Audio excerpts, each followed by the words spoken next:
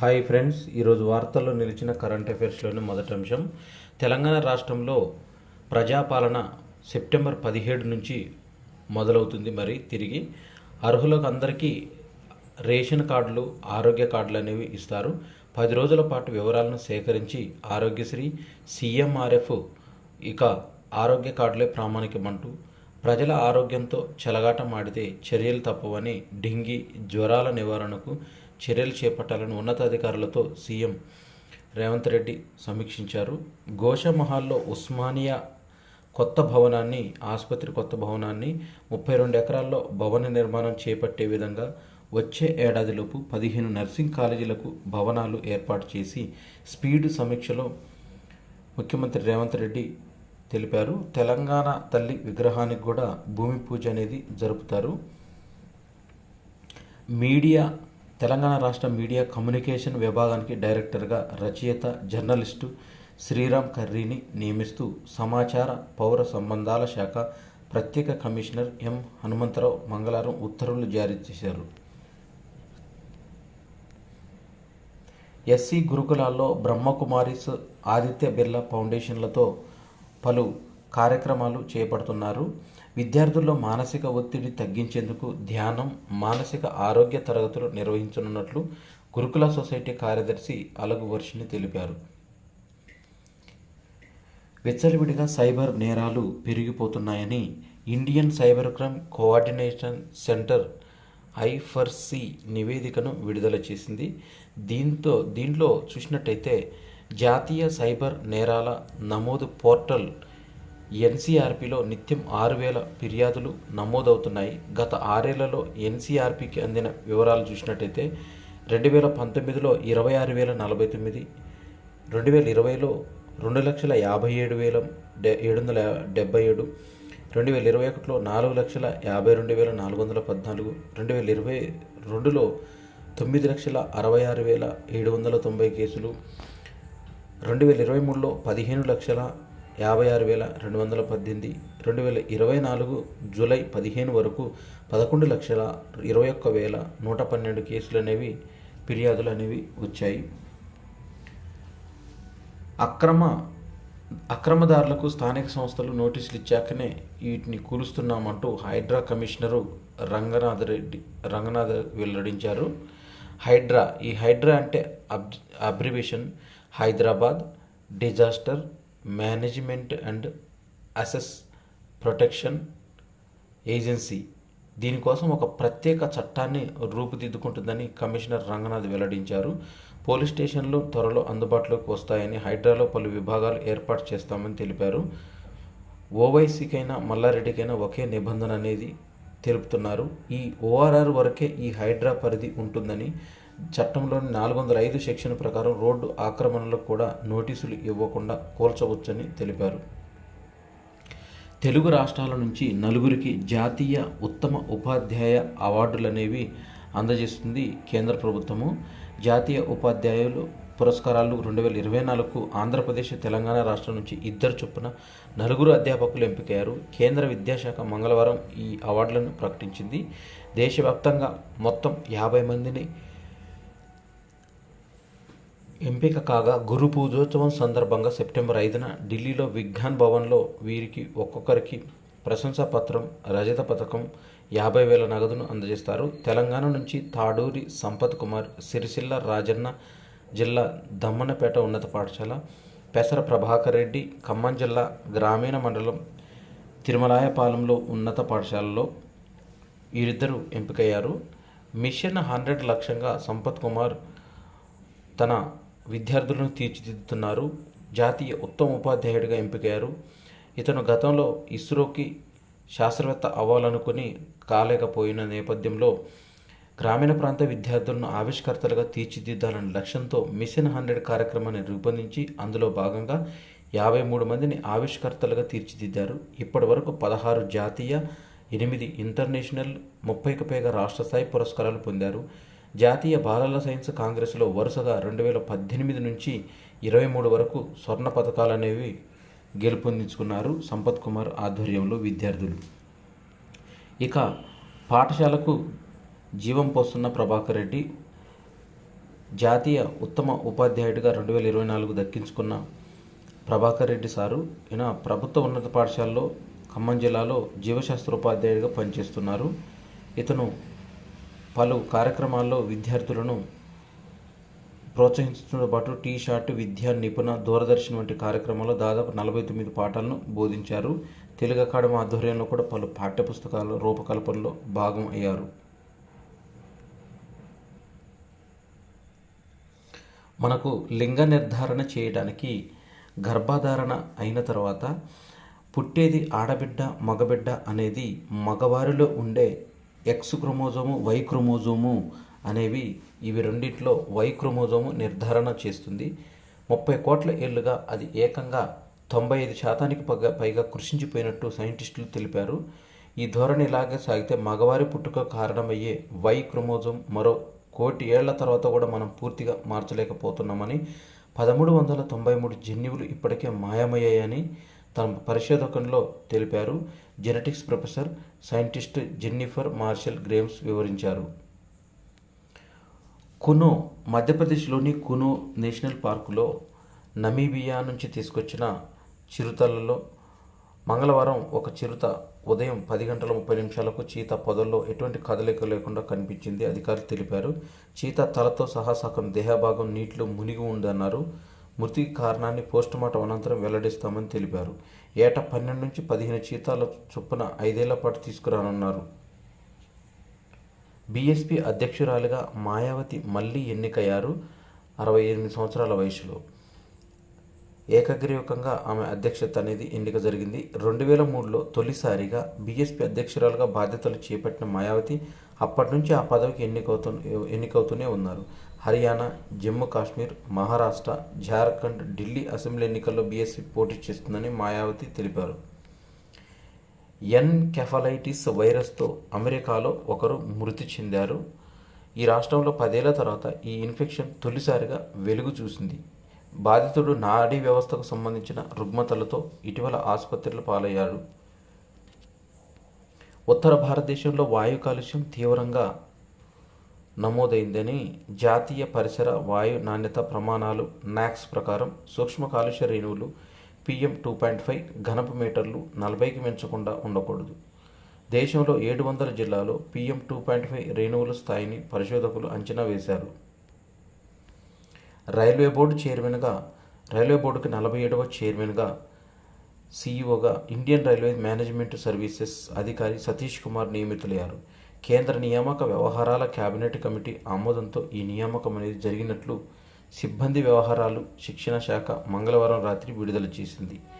Railway board చరిత్రలో సతీష్ కుమార్ తొలి దళిత chairman CEO కానున్నట్లు board senior అధికారులు తెలిపారు.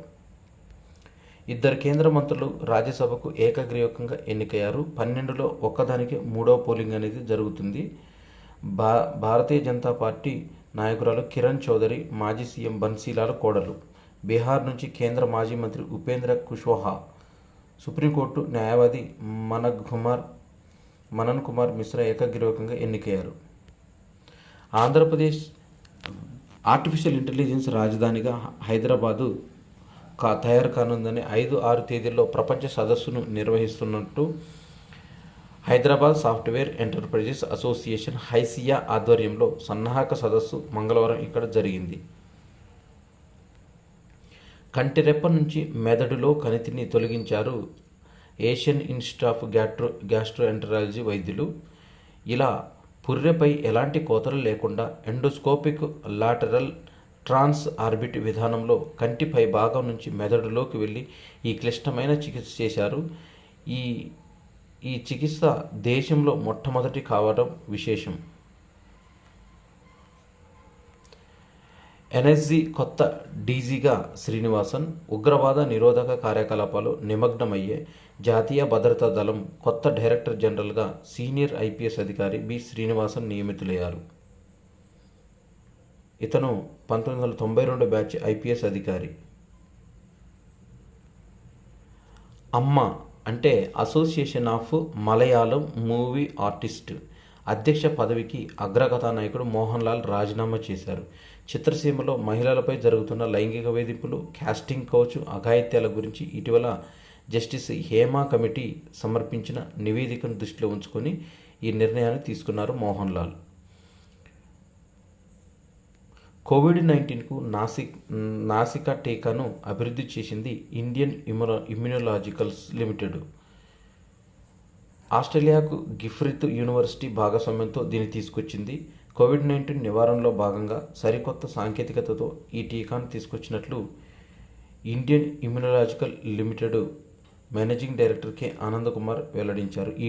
ఈ టీకాను బూస్టర్ డోసుగా ఉపయోగించేందుకు వీలుందని, కోవిడ్-19 వల్ల ప్రపంచవ్యాప్తంగా ఇప్పటికీ వారానికి 1700 మంది వరకు మరణిస్తున్నారని సంస్థ తెలిపింది. ఎయిర్ ఇండియా తన కస్టమర్ సపోర్ట్ సేవలను మరింత విస్తృతం చేసింది. ప్రస్తుతం ఆంగ్లం, హిందీ భాషలోనే ఈ సేవలు అందిస్తుండగా తాజాగా తెలుగు, కన్నడ, తమిళం, మలయాళం, బెంగాలీ, మరాఠీ, పంజాబీ భాషల్లో కూడా అందిస్తున్నారు. భారత సంతతికి చెందిన కేవన్ ఫరేక్ను యాపిల్ సంస్థ కొత్త చీఫ్ ఫైనాన్షియల్ ఆఫీసర్గా నియమించుకుంది. లోకా మేస్త్రి స్థానంలో 2025 జనవరి 1న కేవన్ ఫరేక్ బాధ్యతలు స్వీకరిస్తారు. ఈ విభాగానికి వైస్ ప్రెసిడెంట్గా గత 11 ఏళ్లుగా యాపిల్ ఆర్థిక వ్యూహాలు, కార్యకలాపాలను రూపొందించడంలో కీలక పాత్ర పోషిస్తూ వచ్చారు. యూనివర్సిటీ ఆఫ్ మిచిగాన్ నుండి ఎలక్ట్రికల్ ఇంజనీరింగ్ విభాగంలో bachelor of science, university of చికాగోలో MBA చదివిన 52 ఏళ్ల ఫరేక్ ప్రస్తుత బాధ్యతలకు ముందు యాపిల్లో world wide sales, retail, marketing బాధ్యతలకు నేతృత్వం వహించారు. దేశీయంగా 6 లక్షల యాపిల్ ఉద్యోగాలు మార్చి కల్లా సృష్టించనున్న ఐఫోన్ కంపెనీ.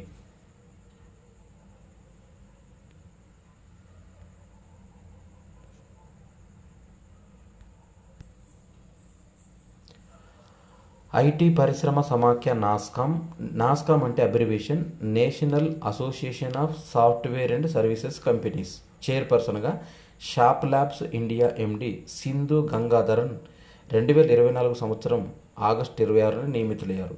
ఈమె షాప్ ల్యాబ్స్ తొలి మహిళ MDగా ఉన్నారు. అత్యంత సులువుగా రుణాలు తీసుకునేలా, ముఖ్యంగా చిన్న గ్రామీణ రుణ స్వీకర్తలకు ఉపయుక్తంగా ఉండేలా యూనిఫైడ్ లెండింగ్ ఇంటర్ఫేస్ ULIను ఆవిష్కరించనున్నట్లు రిజర్వ్ బ్యాంక్ ఆఫ్ ఇండియా తెలిపింది. యూనిఫైడ్ లెండింగ్ ఇంటర్ఫేస్ 2024 ఆగస్టు 26న ఢిల్లీలో జరిగిన RBIG 90 గ్లోబల్ కాన్ఫరెన్స్లో RBI గవర్నర్ శక్తికాంత దాస్ ఈ యూనిఫైడ్ లెండింగ్ ఇంటర్ఫేస్ గురించి, ULI గురించి వివరించారు. కేంద్రపాలిత ప్రాంతం లద్దాఖ్లో కొత్తగా 5 జిల్లాలను ఏర్పాటు చేయనున్నట్లు కేంద్రం ప్రకటించింది. ప్రస్తుతం లద్దాఖ్లో లేహ్, కార్గిల్ జిల్లాలు ఉన్నాయి. కొత్తగా 1 జన్స్కర్ జిల్లా, 2 ద్రాస్ జిల్లా, 3 షామ్ జిల్లా, 4 నుబ్రా జిల్లా, 5 చాంగ్ధాంగ్ జిల్లాలు. పాతవి 2, కొత్తవి 5తో కలిపి మొత్తం 7 జిల్లాలు. 2025లో చేపట్టనున్న గగనయాన్ ప్రాజెక్టు ద్వారా 4 వ్యోమగాములతో పాటు 20 ఈగలను అంతరిక్షంలోకి పంపించాలని ఇస్రో నిర్ణయించింది. డ్రోసోపిలా మెలనోగాస్కర్ ఫ్రూట్ ఫ్లై జాతికి చెందిన 10 ఆడవి, 10 మగ ఈగలు గగనయాన్లో ప్రయాణిస్తాయి. అంతరిక్షంలోకి వెళ్ళినప్పుడు వ్యోమగాముల ఆరోగ్యంలో వచ్చే మార్పులను మరింత సునిశ్చితంగా పరిశీలించేందుకు ఇస్రో ఈ నిర్ణయం తీసుకుంది. ఈగలు ప్రయాణించేందుకు అవసరమైన వ్యవస్థలతో ఉన్న కిట్ను కర్ణాటకలోని ధార్వాడ వ్యవసాయ విశ్వవిద్యాలయం కీటక శాస్త్ర విభాగం రూపొందించింది. ఈగలకు అందించాల్సిన ఆహారం, వాటి ఆరోగ్య పరీక్షలను కూడా ఇదే పరిశీలిస్తుంది. తెలంగాణ రాష్ట్రంలో ఆదిలాబాద్, కరీంనగర్, నిజామాబాద్ రైతులు ఏటా వచ్చే పొలాల అమావాస్య ఈసారి సెప్టెంబర్ 2న సందర్భంగా పశువులకు కొత్త బట్టలు కుట్టించి ఆ రోజున వాటిని శుభ్రంగా కడిగి రంగు దుస్తులు కప్పి రకరకాల తాళ్ళు, గంటలు, గజ్జెలతో అలంకరిస్తారు. ఇది పశువుల పండగ, కన్నుల పండగగా ప్రతి ఏటా జరుపుకుంటారు. ఇది తెలంగాణ రాష్ట్రంలో ఆదిలాబాద్, కరీంనగర్, నిజామాబాద్ రైతులు పొలాల అమావాస్య సందర్భంగా ఈ పండుగను జరుపుకుంటారు. స్పెయిన్ దేశపు క్రికెట్ జట్టు క్రికెట్లో ప్రపంచ రికార్డును నమోదు చేసింది. పురుషుల T20లో వరుసగా అత్యధిక విజయాలు సాధించిన జట్టుగా స్పెయిన్ రికార్డు నెలకొల్పింది. 2022 నవంబర్ నుంచి వరుసగా 14 మ్యాచ్ల్లో స్పెయిన్ గెలిచింది. ఐసీసీ పురుషుల టీ20 ప్రపంచ cup regional Europe qualifier group C మ్యాచ్లో గ్రీస్పై విజయంతో స్పెయిన్ ఈ ఘనత అందుకుంది. 2022లో మలేసియా, 2021లో బెర్ముడా నమోదు చేసిన వరుస విజయాల రికార్డు 13ను స్పెయిన్ అధిగమించింది. ఐసీసీ పూర్తిస్థాయి సభ్య దేశాలు భారత్, ఆఫ్ఘనిస్తాన్ గతంలో వరుసగా 12 సాధించాయి. యుఎస్ ఓపెన్లో జకోవిచ్ శుభారంభం అయ్యాడు. రెండో సీడ్లో నవాక్ జకోవిచ్ యుఎస్ ఓపెన్లో ముందుగా బోని కొట్టారు. ఏకపక్షంగా సాగిన మొదటి రౌండ్లో అతడు 6-2, 6-2, 6-4తో అల్బర్ట్ మాల్డోవాను చిత్తుగా ఓడించాడు. ప్యారిస్లో నేటి నుంచి పారాలింపిక్స్ గేమ్స్ అనేవి స్టార్ట్ అవుతున్నాయి. వీటిలో భారత్ నుంచి 84 మంది ఈసారి క్రీడాకారులు పాల్గొంటున్నారు. అత్యధిక సంఖ్యలో పారిస్ క్రీడల్లో పాల్గొనబోతున్న 168 దేశాలు. గత రికార్డు 164 ఉన్నది. 2012, 2020లో పారాలింపిక్స్లో 164 ఉన్న రికార్డు ఈసారి బద్దలైంది.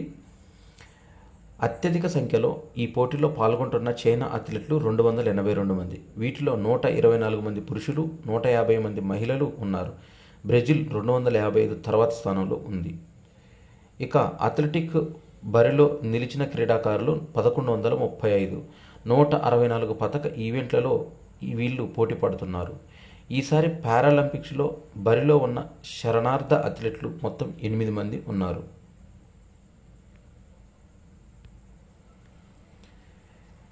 ఐసీసీ పీఠాన్ని మరోసారి భారతీయుడు అధిరోహించనున్నారు. 4 ఏళ్లుగా బీసీసీఐ కార్యదర్శిగా చక్రం తిప్పుతున్న జైషా ఐసీసీ చైర్మన్ పదవిని చేపట్టారు. మంగళవారం అతడిని ఐసీసీ సభ్యులు ఏకగ్రీవకంగా ఎన్నుకున్నారు.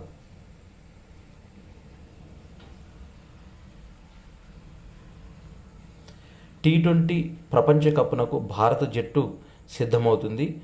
దీంట్లో అక్టోబర్ 3న యునైటెడ్ అరబ్ ఎమిరేట్స్ యుఏఈలో ప్రారంభం కానున్న పొట్టి కప్ కోసం మంగళవారం జట్టును బీసీసీఐ ప్రకటించింది. దాదాపుగా ఈ ఏడాది జూలైలో ఆసియా కప్లో పాల్గొన్న జట్టునే సెలెక్టర్లు ఎంపిక చేశారు. Spin allrounder Shreyanka Patil, top order బ్యాటర్గా యాస్తిక భాటియాల ఎంపిక ఫిట్నెస్కు లోబడి ఉందని వెల్లడించారు.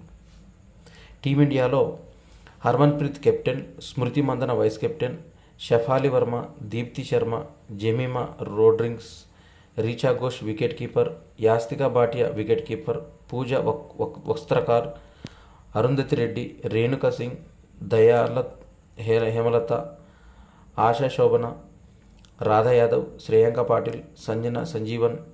రిజర్వ్ క్రికెటర్లుగా ఉమా ఛత్రి వికెట్ కీపర్, తనుజ కన్వర్, సైమా ఠాకూర్ మొదలైన వారు ఈ టీ20 వరల్డ్ కప్ మహిళల విభాగంలో ఉన్నారు. కరెంట్ అఫైర్స్కు సంబంధించి కొన్ని మాదిరి ప్రశ్నలు. లోక్సభకు తాజాగా ఎన్నికైన 543 మందిలో ఈసారి 251 మంది నేరచరిత్రలు ఉన్నారని association of democratic reforms ADR ఇటీవల నివేదికలు వెలువడించింది. ఇందులో 27 మంది దోషులుగా తేలారు. నేర చరిత్రలు ఇంత భారీ సంఖ్యలో దిగువ సభకు ఎన్నికవడం ఇదే మొదటిసారని అసోసియేషన్ ఆఫ్ డెమోక్రాటిక్స్ రిఫార్మ్స్ ఏడీఆర్ నివేదిక పేర్కొంది. 2019లో 230 మంది నేర చరిత్రలు లోక్సభకు ఎన్నికయ్యారు. 543 మంది అభ్యర్థుల్లో డిగ్రీ ఆపై విద్యార్హత ఉన్నవారు 420 మంది అని ఏడీఆర్ వెల్లడించింది. 5వ తరగతి చదివిన వారు 2, 8వ తరగతికి 4, 10వ తరగతి 34 మంది, 12వ తరగతి 65 మంది చదివినట్లు ఏడీఆర్ పేర్కొంది. డిప్లొమాతో 17 మంది ఉన్నారు. అక్షర జ్ఞానం లేకుండా ఒకరు ఉన్నట్లు ఏడీఆర్ వెల్లడించింది. ఇటీవల వార్తల్లోకి వచ్చిన ముఖ్యమంత్రి జల్ స్వావలంబన్ అభియాన్ 2 పథకము రాజస్థాన్ రాష్ట్రానికి చెందింది. 4 సంవత్సరాల్లో 20,000 గ్రామాల్లో 5 లక్షల వాటర్ హార్వెస్టింగ్ నీటి సేకరణ నిర్మాణాలను నిర్మించడమే లక్ష్యంగా ఈ ముఖ్యమంత్రి జల్ స్వావలంబన్ అభియాన్ను రాజస్థాన్ రాష్ట్ర ప్రభుత్వం చేపట్టింది. భారత ప్రభుత్వం ప్రతిష్టాత్మకంగా అమలు చేస్తున్న ప్రధానమంత్రి భారతీయ జన ఔషధి పరియోజన PMBJPను అమలు చేసిన తొలి విదేశంగా మారిషస్ వార్తల్లో నిలిచింది. జన ఔషధి పథకం ద్వారా జనరిక్ ఔషధాలను సరసమైన ధరలకి ప్రజలకు అందుబాటులో తేవడమే లక్ష్యంగా ఈ దేశం ఈ పథకాన్ని ప్రారంభించింది. భారత్లో తయారైన జనరిక్ ఔషధాలు మారిషస్ ప్రజలకు అందిస్తారు. స్వలింగ వివాహాలను గుర్తించి వార్తల్లో నిలిచిన మొదటి ఆగ్నేయాసియా దేశం థాయిలాండ్ వార్తల్లో నిలిచింది.